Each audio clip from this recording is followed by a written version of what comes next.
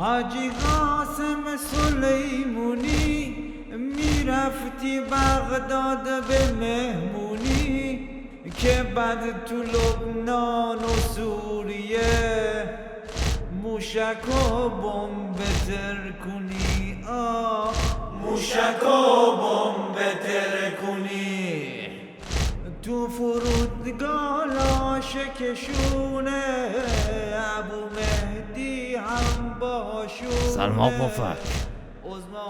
سلام یخمک. باورم نمیشه حاج قاسم ترکی.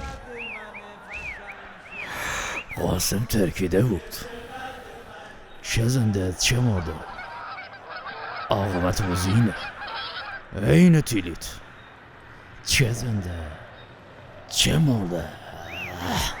وای به حالش اگه مردم بیریزن بیرون، چه زنده چه مرده.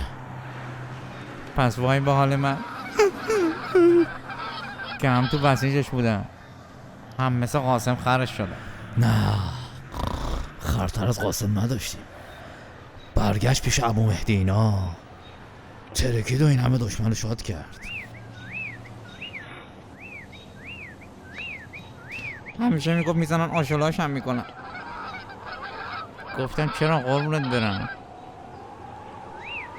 گفت من واسه عظما تکم، منم هم که بزنم هیکل عظما کنشتر میشه. دیدی فکر همه جاشو کرده؟